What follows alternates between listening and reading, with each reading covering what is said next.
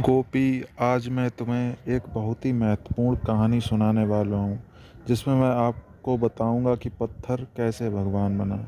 मैं आपको बताऊँगा, एक मूर्तिकार था, जो अपनी छेनी और हथौड़ी से पत्थर पर वार कर रहा था।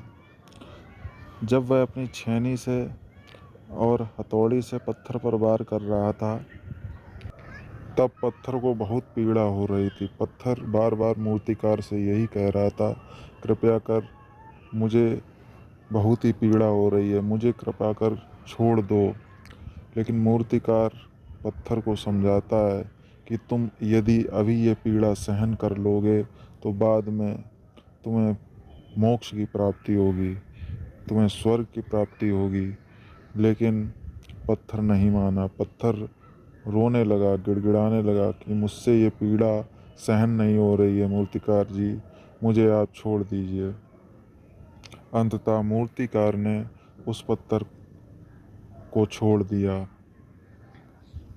फिर मूर्तिकार ने एक दूसरा पत्थर उठाया, फिर उस पर छेनी और हथौड़े से वार करने लगा। धीमे धीमे कुछ समय के बाद वह पत्थर भगवान में बदल गई। फिर उस मूर्ति को एक मंदिर में स्थापित किया गया। मंदिर में लोग बहुत दूर दूर से आते और उस पत्थर की पूजा करते, जबकि वह पत्थर जिसे पहले मूर्तिकार ने समझाया था कि तुम अभी ये पीड़ा सहन कर लो, लेकिन अब उस पत्थर पर नारियल फोड़े जाने लगे, जिससे उस पत्थर को और तकलीफ़ होने लगी। तो इस कहानी से गोपी, तुम्हें ये सीख मिल रही होगी कि हमें अपने जीवन के शुरुआत में इतनी मेहनत कर लेनी चाहिए कि बाद में हमें अपने जीवन के लिए रोना ना पड़े।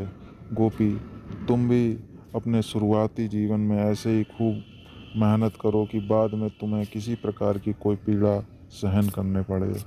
ठीक है गोपी, क्या तुम्हें मेरी बात समझ में आ? हाँ, मुझे आपकी एक एक बात बहुत अच्छे से समझ में आई और आपने जो कहानी सुनाई वो बहुत ही शानदार कहानी थी। इस कहानी से मुझे बहुत अच्छी सीख मिली है कि हमें जीवन में शुरुआत से ही परिश्रम करना चाहिए और मेहनत करनी चाहिए, जिससे कि हमें अपनी लाइफ में आगे कभी रोना ना पड़े।